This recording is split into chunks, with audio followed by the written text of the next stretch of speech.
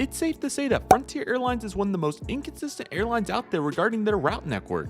From 40 new routes one day to what seems like 40 routes cut 2 months later, the airline is always making major adjustments to their route network. Today, I'll provide some analysis as to why I think this is the case. This is going to be a blast, and I'm super excited for this. So without any further delay, let's go ahead and get started, everybody.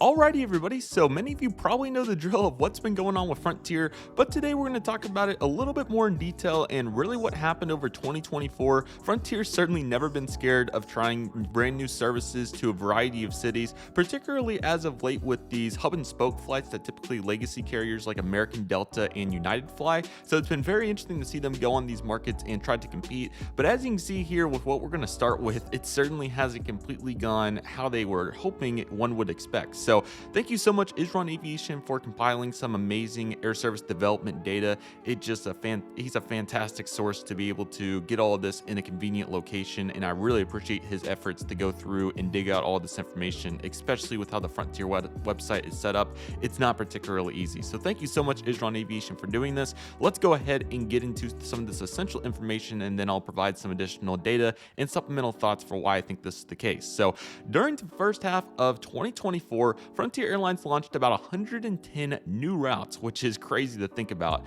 But with the schedule extension that came out just a few days ago, 70 of these routes, yes, 70 of them are not set to return, which is 60% of all these routes. So thinking that over half these routes will not return is truly crazy. And it's even more interesting that some of these flights actually honestly performed really well, and you could argue outdid expectations. So I'm trying to zoom this in, sorry. Let's see. Can I get it going here? There we go. Sorry. Just want to give you a little bit of an easier view here. But yeah, some of them really outdid expectations, and I'm going to show you some data to prove that. But here's a full list of routes that were announced in the beginning of 2024 that will not be returning as of right now. Philadelphia has a long list. We can talk about that operation very particularly. But you can see Pittsburgh, Minneapolis, Columbus, Detroit, Indianapolis, Kansas City, Milwaukee, Pensacola, St. Louis, Knoxville, Buffalo, and Norfolk will all not be returning. Dallas-Fort Worth has Pittsburgh, Nashville, Grand Rapids, Omaha, Portland, Puerto Vallarta, Fort Myers, Sacramento, and St. Louis. Cleveland has Montego Bay, Charleston, Houston, Jacksonville, New Orleans, Savannah, Salt Lake City, Pensacola, and Minneapolis. Cincinnati has LaGuardia, Minneapolis, Charlotte, Pensacola, and Portland, Maine. Ontario has SLC, El Paso, and Sacramento. San Jose has Norfolk, West Palm Beach, and Fort Myers. I didn't even know some of those existed. Phoenix has St. Louis, Missoula, and Cabo.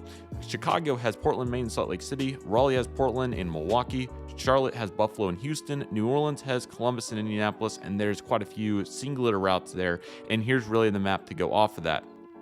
So what you can take away from that list, if you were, thinking about it while I was reading them off, most of these routes have some sort of legacy competition is the first major point here. And I can just look at this map and start pointing to several of them. First off, the Dallas-Fort Worth cuts, all of those are served by American Airlines, and some of them are served by other airlines. Portland, for example, has Alaska. Sacramento, I believe, has Spirit. So there's quite a bit of competition as it is on all of these routes. And what Frontier's model has been as of late, and what the point of this video will kind of be, is that they have really wanted to challenge these legacy carriers at a lower price point and try to make up that lower price point with ancillary fees like suitcases and other such items like that. And there's only so much of that you can do, when you're going against the legacy carriers and only have so many connecting opportunities out of these. And that's another major point that I want to make about the Frontier network. The Denver and Orlando markets have always been really consistent, to be completely honest. But outside of that, what Frontier's done over time has been really crazy to watch. For example, even my small hub airport in Tulsa, Oklahoma, we had 6 Frontier services at one point back in 2018. We don't have a single one now. And, all these other markets, like they had a huge expansion out of San Jose.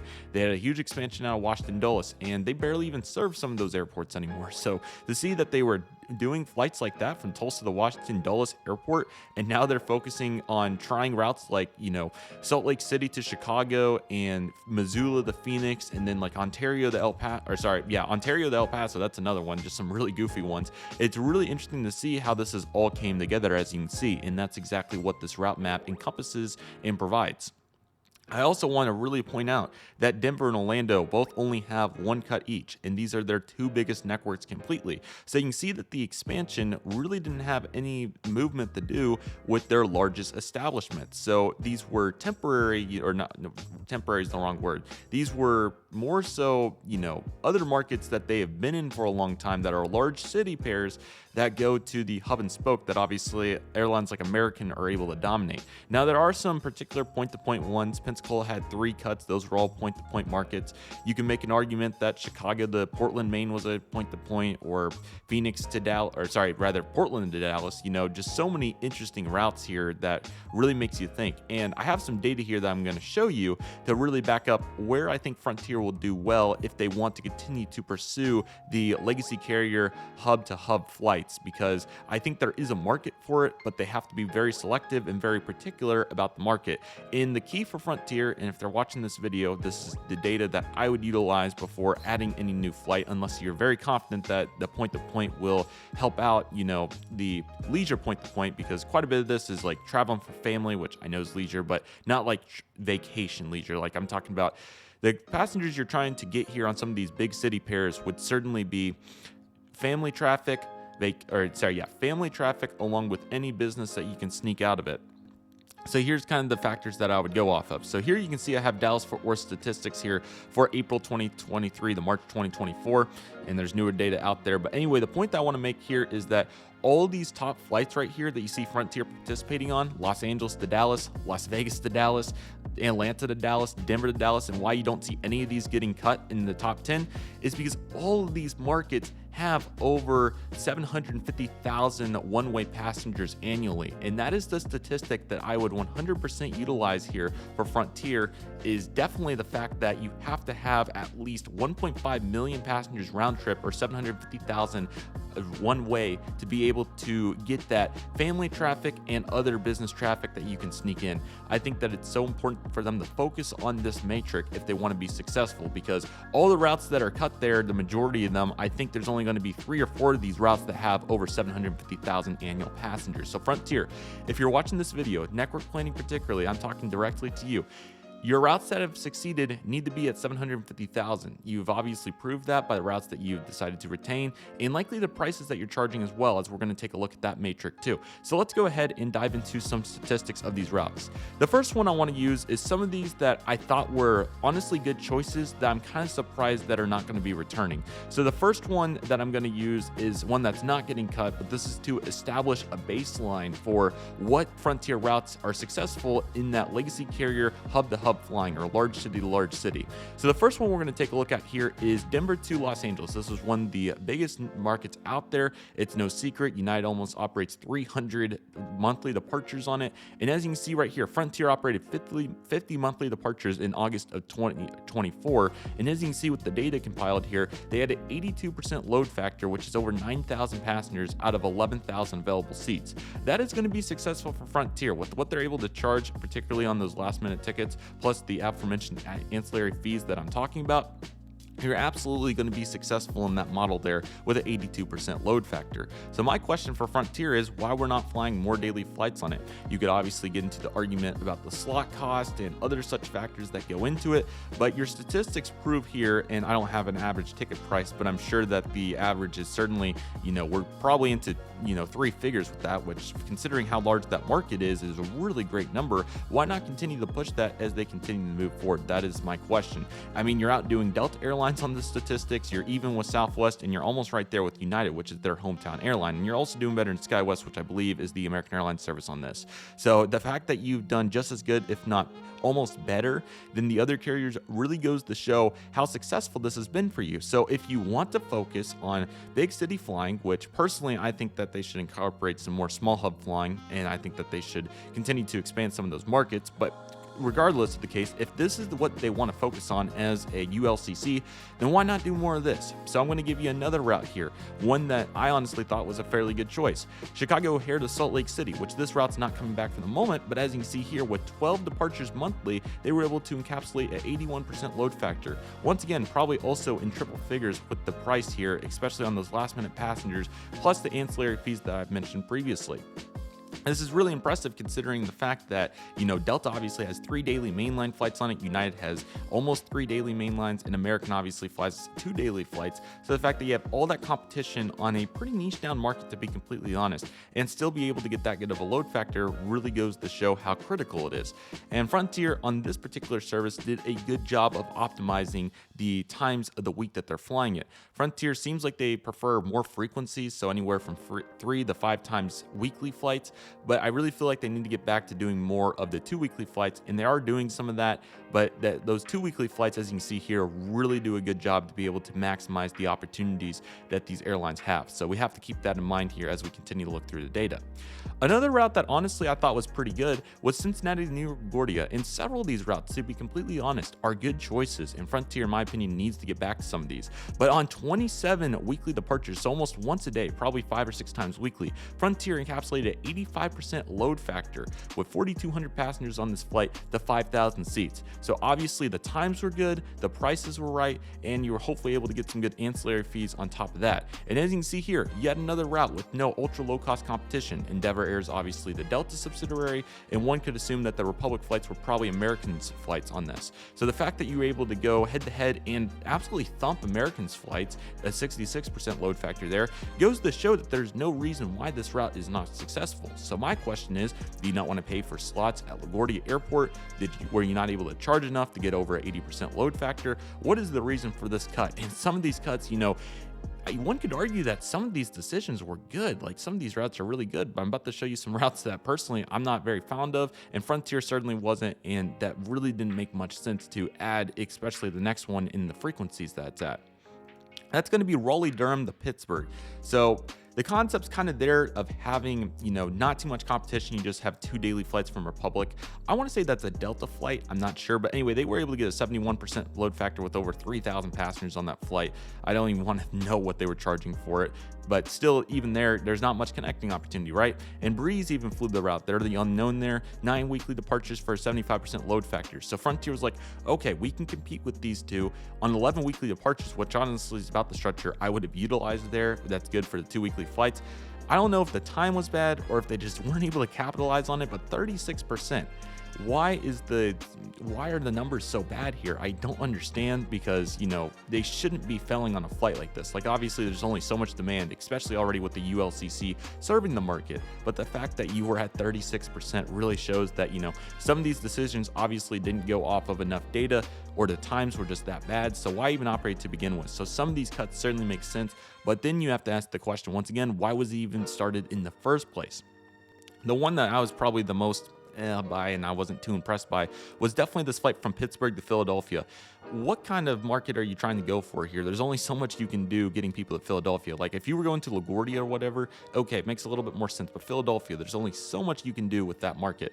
And as you can see already, it's already served quite a bit. American Airlines flying a 64% load factor there on 3 daily mainline flights. Frontier operated this flight 41 times. So this was essentially 8 weekly or 9 weekly or whatever the number was at 44%. Why would you offer over 7,500 seats if you know that you can only get 3,500 passengers on board? Certainly doesn't make any sense to me. I just don't understand what the logic was, not to mention that you had other competition from airlines like PSA, Republic, possibly for Delta, or whoever it was. So the fact that you wanted to serve that many flights on it, once again, just doesn't make any sense to me, because obviously they were able to figure it out with Salt Lake City to Chicago, along with the other flight that I showed you from whatever the city pair was, I forgot. Just doesn't make any sense to me, and it really goes to show that, some of the logic that they're utilizing and some of the pricing and the other matrix. And don't get me wrong, I'm not here to completely hate on Frontier.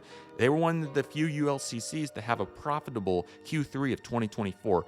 That is huge, and I think that will continue to help Frontier propel into a huge position, especially with the struggling Spirit Airlines. But with that being said, once again, Frontier's in this very unique position where they're serving quite a few of these big city pairs. So if they're going to continue to push this model and continue to move forward towards it, you have to do better than optimizing these last two that I've showed you. These are complete money losers, and you're not going to make any money off of doing that. So my question is, why not continue to pursue routes like this, and you're going to cut them anyway? Another major factor that I want to talk about is Frontier is 100% struggling with non-peak flying, so Tuesdays, Wednesdays, and Saturdays. They've already took several precautions to try to improve this, like setting planes on the ground for those days. I go to Dallas on a Tuesday and I see 5 Frontier planes just sitting over there on the hard stand, which that's definitely a start, but at the same time, you also, why not fly more of the big city pairs? So this is kind of where I'm disappointed by going to Google Flights here and seeing that they're only going to serve Los Angeles to Denver, one of their highest charging ticket fares. Now, Tuesdays in February, there's just not as much demand, so you can only do so much, and that's why you see $29 tickets here. But even if we jump ahead a little bit, let's go over to April and May, where they certainly are able to get biters towards the end. You're seeing tickets at $64. This is fantastic. My question is, why not offer this 3, 4, 5 times a day on your biggest city pairs when you're unable to fill planes on your smaller flights? Like the concept of flying from Pittsburgh to Raleigh, you can probably only do that realistically on Thursdays and Sundays, and they still failed with it. Another really good example is you probably are only going to be able to do so much flying on Tuesdays between the city pair of New Orleans to Columbus. That one 100% can only likely be done on Thursdays and Sundays. So if you're going to select a bunch of these unique routes, why not operate those on those 2 weekly flights, which they did some of, but some more definitely needs to be solidified. Like the Pittsburgh to Philadelphia flight, no excuse for that. That could have been optimized much better. There's obviously people willing to fly it, you just have to capture them at the right time. So I certainly think if Frontier wants to be successful on non-peak days, they have to 100% increase the frequencies on their biggest city pairs, all those over 750,000 passengers annually one way. So my question is why they haven't done that. And look, this is kind of the deal, and we'll talk about it in an upcoming video with Southwest too. You cannot sell a ticket until you get the passenger to buy the ticket. And it's especially important in Frontier's case because with all their basic economy, you have to get them to start by buying the ticket. They certainly cannot buy a ticket if the flight does not exist. So start by offering that flight at $29 if you're going to operate it 4 or 5 times a day. That part makes sense and will work. And then you get them on the suitcase, the snack boxes, and all these other ancillary fees that will make money. So if you're struggling on non-peak days, buy some more slots at LAX with the money, make the initial investment, get all those planes to Denver instead of Dallas sitting on the ground on Tuesdays, Wednesdays, and Saturdays, and fly that poor route, or the route's not poor, but fly the darn plane, just fly it 4 or 5 times a day and see what happens, and just adjust from there. I'm not saying they need to go to 5 daily right now, but just start by adding 1 flight, because the demand's obviously there. 82% overall load factor, fantastic numbers, really good, not to mention the amount of money that they can charge at the very last minute, because people do need to get tickets at the last minute. Obviously, you can see I'm recording this around Christmas. $284. Imagine if you get just one of those tickets to sell. That's like 10 passengers at $29. Not to mention the suitcase and the other fees that go with it. You all know how I feel about this at this point. Frontier is a very stingy carrier. They're very inconsistent. They're starting to move in the right direction. In some of these routes here, they should not have cut. And some of the routes that they have started have been really good additions. This Frontier getting back into the Los Angeles market is a huge moneymaker for them. LAX finally has enough gates to where it's not going to cost a fortune for them to operate into the airport. Therefore, they need to continue to expand that market if they want to make money. So Frontier, the case in point here for this, I would first and foremost recommend by getting back to some of your small hub airports. You've done that with Reno and Tucson, reintroducing those to the market. But I 100% recommend adding those small hub airports back because you can charge more money than these big city pairs. That's the first one. Number 2, if you do want to continue to really focus on this big city pair flying, 100% add frequencies on non-peak days to some of your biggest markets, Los Angeles to Denver, Denver to Dallas. Let's take a look at this one. And you can see it's only operated 3 times a day. Let's try 4 times a day, Let's go up to February, see if it's still 3 times a day.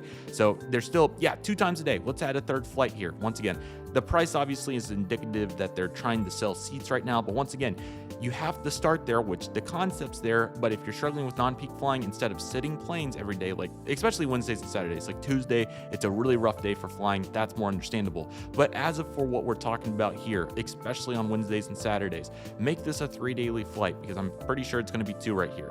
There we go. Okay, so maybe they're already listening to me and adjusting. I don't know. And plus the price is higher on that one. So that could have got added in recently. But see, this is where it makes sense. This is good. This is 100% what we need to move towards. This needs to be 3 daily, and it is. So Frontier is making those adjustments in some of it. But once again, Denver to the LAX, that definitely needs to be 1. How about Orlando? How many times a day? Twice a day? Fly that 3 times a day. And good job on the pricing. That's a little bit better. But once again, it's a 4-hour flight. So, everybody wants to go to the beach.